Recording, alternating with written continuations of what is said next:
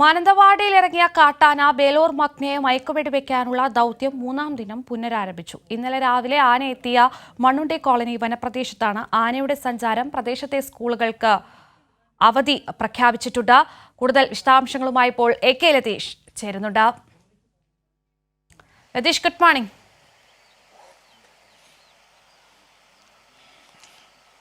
Good morning Keerthi. Latheesh, ഇതിപ്പോൾ മൂന്നാം ദിനമാണ് ബേലൂർ മഗ്നയെ മയക്കുവെടി വെക്കാനുള്ള നീക്കവുമായി ദൗത്യസംഘം ഇറങ്ങുന്നത്. ഇന്ന് മയക്കുവെടി വെക്കാൻ സാധിക്കുമോ? സാഹചര്യമൊക്കെ എങ്ങനെയാണ്? ആനയെ ലൊക്കേറ്റ് ചെയ്യാനൊക്കെ സാധിക്കുന്നുണ്ടോ ദൗത്യസംഘത്തിന്?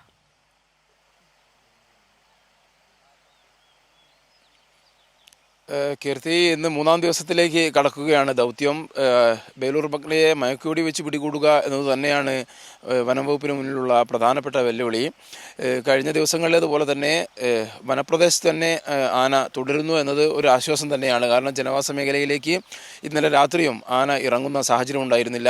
ഇന്നലെ കൂടുതൽ RRT ടീമിനെയും പോലീസ് സന്നാഹത്തെയും വിന്യസിച്ചിരുന്നു. ഈ പ്രദേശമാകെ വനംവകുപ്പിൻ്റെ കർശനമായ നിയന്ത്രണത്തിലും അല്ലെങ്കിൽ നിരീക്ഷണത്തിലുമായിരുന്നു. അതുകൊണ്ട് തന്നെ ആളുകൾക്ക് വലിയ തോതിലുള്ള പ്രയാസമോ പ്രശ്നങ്ങളോ ഉണ്ടാവാത്ത രീതിയിൽ കാര്യങ്ങൾ ഒരു രാത്രി കൂടി കടന്നുപോയി എന്ന് തന്നെ പറയാം. എന്തായാലും RRT ടീം ഉൾപ്പെടെ ഇപ്പോൾ ഞാൻ നിൽക്കുന്നത് ഈ മണ്ണുണ്ടി പ്രദേശത്ത് തന്നെയാണ്. മണ്ണുണ്ടി കോളനിയോട് ചേർന്ന സ്ഥലത്താണ് നമ്മളിപ്പോൾ നിൽക്കുന്നത്.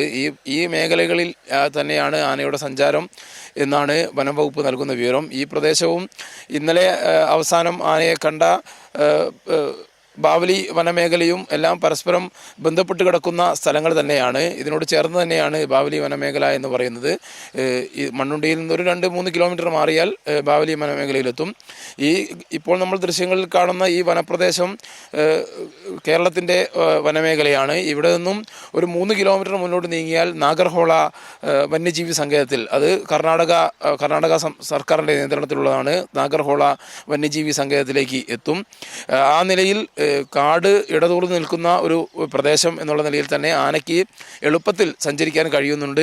ഒപ്പം ഈ ആനയുടെ ഒരു പ്രത്യേകത വനംവകുപ്പ് പറയുന്നത് വളരെ വേഗതയിൽ സഞ്ചരിച്ചു കൊണ്ടിരിക്കുന്ന ഒരു പ്രകൃതം ആനയ്ക്കുണ്ട്. അതുകൊണ്ട് തന്നെയാണ് ഇന്നലെ ഉച്ചയ്ക്ക് ശേഷം ആനയെ മയക്കുവെടി വെക്കാനുള്ള ഏകദേശ നിലയിലേക്ക്, അല്ലെങ്കിൽ മയക്കുവെടി വെക്കാനാവുന്ന ഒരു സാഹചര്യത്തിലേക്ക് ഇന്നലെ ഉച്ചയ്ക്ക് ശേഷമാണ് ആനയെ എത്തിക്കാൻ കഴിഞ്ഞത്. കുങ്കിയാനപ്പുറത്തേറിയാണ് ഇന്നലെ ഈ ഡാർട്ടിംഗ് സംഘം ഈ വനപ്രദേശത്ത് ഉള്ളിലേക്ക് കടന്നത്. കാരണം ഈ ആന ആക്രമകാരിയാണ്. അതുകൊണ്ട് തന്നെ ഏത് രീതിയിലുള്ള ആക്രമണത്തെയും പ്രതിരോധിക്കാനുള്ള മുൻകരുതൽ എന്നുള്ള നിലയിലാണ് കുങ്കിയാനപ്പുറത്തേറി 4 കുങ്കിയാനകളാണ് ഈ ഓപ്പറേഷനിൽ പങ്കെടുക്കുന്നത്. അതിൽ 2 കുങ്കിയാനകളുടെ പുറത്തേറിയാണ് ഈ വെറ്റിനറി സർജന്മാർ മയക്കുവെടി വെക്കുന്നതിനായി കാട്ടിനുള്ളിലേക്ക് നീങ്ങിയത്. എന്നാൽ താഴ്ന്ന പ്രദേശത്തേക്ക് കൊണ്ടുവരാനുള്ളൊരു ശ്രമം ഒരു പരിധിവരെ വിജയിച്ചെങ്കിലും ആന തിരിച്ച് കുങ്കിയാനകളെയും അതേപോലെ തന്നെ ഈ ഉദ്യോഗസ്ഥരെയും വനംവകുപ്പ് ഉദ്യോഗസ്ഥരെയും കണ്ടതോടെ തിരിച്ച് കാട്ടിലേക്ക് അതിവേഗതയിൽ തിരിച്ചു കയറുന്ന ഒരു സാഹചര്യമാണ് ഉണ്ടായത്. അതുകൊണ്ട് തന്നെ ഇന്നലെ ആ ദൗത്യം ഒരു 60% വിജയം കാണുമെന്ന് തോന്നിയ ഒരു ഘട്ടത്തിൽ പിന്നീട് വീണ്ടും അത് ഉപേക്ഷിക്കേണ്ട സാഹചര്യം ഉണ്ടായി. വൈകിട്ട് 5-5:30 തന്നെ രണ്ടാം ദിനത്തിലെ ദൗത്യം അവസാനിപ്പിക്കേണ്ട സാഹചര്യമാണ് ഉണ്ടായത്. ഇന്ന് പുലർച്ചെ 5:30 തന്നെ മൂന്നാം ദിനത്തിലെ ദൗത്യം ആരംഭിച്ചിട്ടുണ്ട്. മണ്ണാർക്കാട്, അതേപോലെ തന്നെ നിലമ്പൂർ തുടങ്ങിയ സ്ഥലങ്ങളിൽ നിന്ന് കൂടുതൽ RRT ടീം വയനാട്ടിലേക്ക് പുറപ്പെട്ടിട്ടുണ്ട്. പ്രദേശത്തെ സ്കൂളുകൾക്ക് അവധി കൊടുത്തിട്ടുണ്ട്. തിരുനെല്ലി പഞ്ചായത്തിലെ മുഴുവൻ വിദ്യാഭ്യാസ സ്ഥാപനങ്ങൾക്കും അവധിയാണ്. അതേപോലെ തന്നെ ഈ മറ്റ് ഇടങ്ങളിൽ, പ്രത്യേകിച്ച് മാനന്തവാടിയിലും സ്കൂളുകൾക്ക് അവധി കൊടുത്തിട്ടുണ്ട്. മാനന്തവാടി നഗരസഭയിലെ കുറുക്കൻമൂല, കാടംകൊല്ലി, കുറുവ, പയ്യമ്പള്ളി എന്നീ ഡിവിഷനുകളിലെ സ്കൂളുകൾക്കും അവധി നൽകിയിട്ടുണ്ട്. തിരുനെല്ലി പഞ്ചായത്തിലെ മുഴുവൻ വിദ്യാഭ്യാസ സ്ഥാപനങ്ങൾക്കും അവധിയാണ്. ഇപ്പോൾ നമ്മൾ നിൽക്കുന്ന ഈ മണ്ണുണ്ടി കോളനി എന്ന് പറയുന്നത് തിരുനെല്ലി ഗ്രാമപഞ്ചായത്തിൽപ്പെട്ട സ്ഥലമാണ്. തിരുനെല്ലി ഗ്രാമപഞ്ചായത്ത് അതിർത്തി ഗ്രാമപഞ്ചായത്ത് കൂടിയാണ്. എന്തായാലും ഈ വനമേഖലയിലൂടെ തന്നെയാണ് ഈ ബേലൂർ മഗ്നയുടെ സഞ്ചാരം ഇന്നലെയും ഉണ്ടായിരിക്കുന്നത്. അധിക ദൂരം ഇന്നലെ ആ നിലയിൽ നോക്കുകയാണെങ്കിൽ കിലോമീറ്ററുകൾ ആന സഞ്ചരിക്കുന്നുണ്ടാവും. എങ്കിലും ഈ ഇന്നലെ വൈകിട്ട് ലൊക്കേറ്റ് ചെയ്ത സ്ഥലത്ത് നിന്ന് അധിക ദൂരം മാറിയിട്ടല്ലാതെ തന്നെ ആനയുടെ സഞ്ചാരം ഇപ്പോഴും ഉണ്ട് എന്നാണ് വനം വകുപ്പ് നൽകുന്ന വിവരം. ഇന്നലെ രാവിലെ ഒരു 7-8 കിലോമീറ്റർ മാറിയാണ് ആനയുടെ ലൊക്കേഷൻ കണ്ടെത്താൻ കഴിഞ്ഞത്. കാരണം ചാലികതയിലാണ് 2 ദിവസം മുമ്പ് അജിയെ കൊലപ്പെടുത്തിയത്. അവിടെ നിന്നും ഒരു 8 കിലോമീറ്റർ എങ്കിലും രാത്രി വനത്തിലൂടെയും കാപ്പിത്തോട്ടത്തിലൂടെയും എല്ലാം എല്ലാം സഞ്ചരിച്ചാണ് ഈ വനമേഖലയിലേക്ക്, ഈ പ്രദേശത്തേക്ക് ആന എത്തിച്ചേരുന്നത്. അവിടെ നിന്ന് ഒരു ഉച്ചയോടുകൂടി വീണ്ടും ആന ബാവലി വനമേഖലയിലേക്ക് എത്തുന്നു.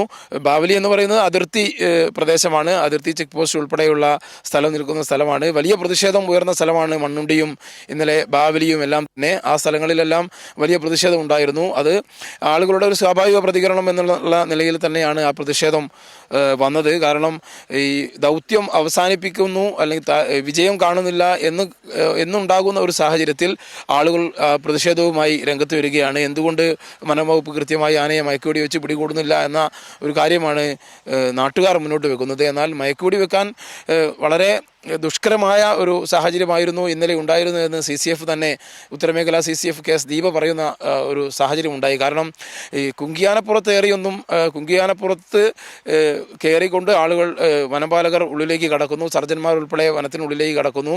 അങ്ങനെ ആനയെ ഈ മയക്കുവെടി വെക്കാൻ ഉള്ള പാകത്തിലുള്ള ഒരു സ്ഥലത്തേക്ക് എത്തിക്കേണ്ടതുണ്ട്. എന്നാൽ ആ നിലയിൽ ഒന്നും വരുന്ന ഒരു ആനയല്ല, ആനയുടെ പ്രകൃതം ആ നിലയിലല്ല. പിന്നെ ഈ ഭൂപ്രകൃതി പരിശോധിക്കേണ്ടതുണ്ട്. ആന മയക്കുവെടി ഏറ്റാൽ കൂടുതൽ ദൂരം ഓടണമെങ്കിൽ അതിന് ഓടാനുള്ള ഒരു സൗകര്യം ആ പ്രദേശത്ത് ഉണ്ടാവണം. ചെങ്കുത്തായ സ്ഥലത്ത് വെച്ച് ആനയെ മയക്കുവെടി വെക്കാൻ കഴിയില്ല. മയക്കുവെടി വെച്ചാൽ തന്നെ ആനയെ കുങ്കിയാനകളുടെയും മറ്റും സഹായത്തോടു കൂടി വാഹനത്തിലേക്ക്, എലഫൻ്റ് ആംബുലൻസിലേക്ക് കയറ്റാനുള്ള ക്രമീകരണം ഒരുക്കേണ്ടതുണ്ട്. അത്തരത്തിലുള്ള ഒരുപാട് കടമ്പകൾ പൂർത്തിയാക്കി വേണം ആനയെ മയക്കുവെടി വെക്കാൻ. ചെറിയ ഒരു ജീവിയല്ല എന്നുള്ളത് കൊണ്ട് തന്നെ ആനയെ വാഹനത്തിലേക്കെല്ലാം കയറ്റുന്നത് ഏറെ ദുഷ്കരം തന്നെയാണ്. ആ നിലയിലുള്ള പ്രവർത്തനമാണ്.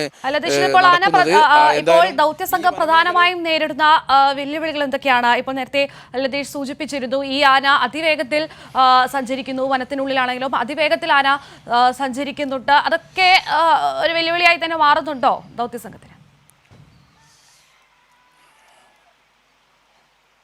തീർച്ചയായും അതെല്ലാം തന്നെ വലിയ വെല്ലുവിളിയാണ്. കാരണം ആന വളരെ വേഗതയിൽ സഞ്ചരിക്കുന്നു. ഈ RRT ടീമിൻ്റെ എല്ലാം അല്ലെങ്കിൽ കുങ്കിയാനകളുടെ എല്ലാം നീക്കങ്ങൾ വളരെ പെട്ടെന്ന് തന്നെ ആനയ്ക്ക് മനസ്സിലാക്കാൻ കഴിയുന്നു.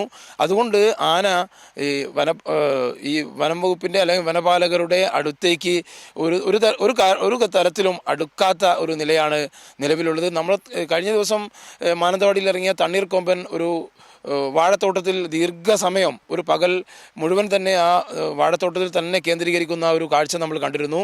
അതുപോലെയല്ല ഈ മോഴയാനയുടെ പ്രകൃതം അല്ലെങ്കിൽ ബേലൂർ മഗ്നയുടെ പ്രകൃതം. അത് ദീർഘദൂരം സഞ്ചരിക്കുന്നു. വനത്തിനുള്ളിലെ മറ്റ് നീക്കങ്ങളെല്ലാം വളരെ കൃത്യമായി അത് മനസ്സിലാക്കുന്നു. അത് സുരക്ഷിതമായ മറ്റു സ്ഥലങ്ങളിലേക്ക് എളുപ്പത്തിൽ മാറിപ്പോകുന്നു. അതുകൊണ്ട് തന്നെ മയക്കുവെടി വെക്കുക എന്നുള്ളത് വലിയ പ്രയാസമായി അല്ലെങ്കിൽ ദുഷ്കരമായി വനംവകുപ്പിന് മുന്നിൽ വലിയ വെല്ലുവിളിയായി ഉയർന്നു നിൽക്കുകയും ചെയ്യുന്നു. എന്തായാലും കൂടുതൽ RRT ടീം, ഞാൻ നേരത്തെ സൂചിപ്പിച്ച പോലെ തന്നെ മണ്ണാർക്കാട് നിന്നും നിലമ്പൂരിൽ നിന്നുമെല്ലാം കൂടുതൽ RRT ടീം എത്തുന്നു.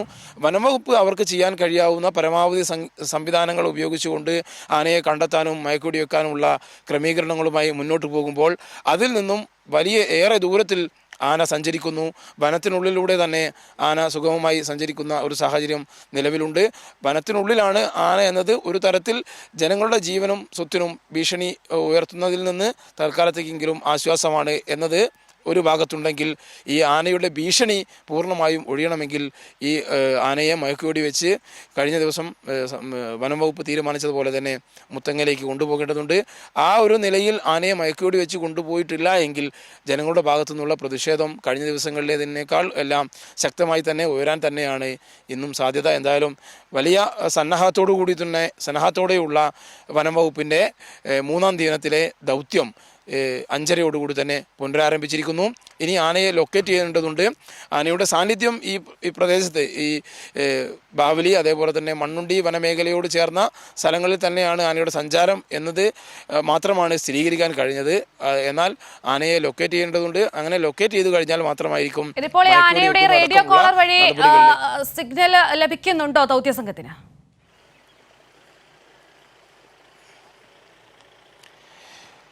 റേഡിയോ കോളർ വഴിയുള്ള സിഗ്നൽ നേരിട്ട് ലഭിക്കുക കർണാടക വനംവകുപ്പിനാണ്. കാരണം കർണാടക വനംവകുപ്പാണ് ബേലൂർ മഗ്നയെ പിടികൂടുന്നതും റേഡിയോ കോളർ ഘടിപ്പിച്ച് കാട്ടിലേക്ക് തന്നെ തിരിച്ചു വിടുന്നതും.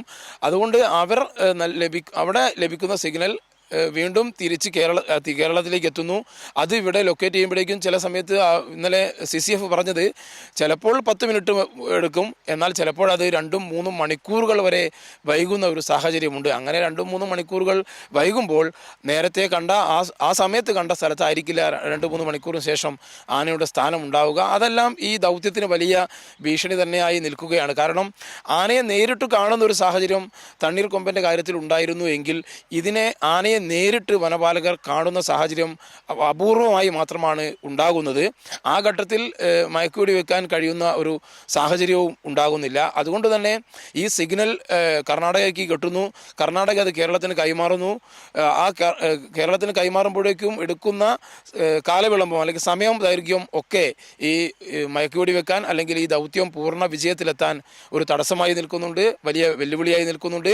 അതിനെല്ലാം മറികടന്ന് വേണം ഇത്തരം സാങ്കേതിക സംവിധാനങ്ങളെല്ലാം, ആധുനിക സാങ്കേതിക സംവിധാനങ്ങളെല്ലാം ഉപയോഗിച്ചുകൊണ്ട് ആനയെ നിരീക്ഷിക്കുമ്പോഴും അത് കർണാടകയിലെത്തി സിഗ്നൽ അവർ ഇത് എവിടെയാണെന്ന് സ്ഥിരീകരിച്ച് തിരിച്ച് കേരളത്തിന് കൈമാറുമ്പോഴേക്കും ആനയുടെ സ്ഥാനം മാറിയിട്ടുണ്ടാകും.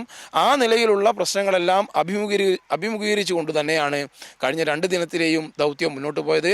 ആ പ്രശ്നങ്ങളെല്ലാം ഇന്നും വനംവകുപ്പിന് മുന്നിൽ വെല്ലുവിളിയായി തന്നെ നിൽക്കുന്നുണ്ട്. എന്തായാലും ദൗത്യം പുനരാരംഭിച്ചിരിക്കുന്നു. കൂടുതൽ RRT സംഘങ്ങൾ ഈ വനമേഖലയിലേക്ക്, വയനാട്ടിലേക്ക് എത്തുന്നു എന്നത് ആശ്വാസമാണ്.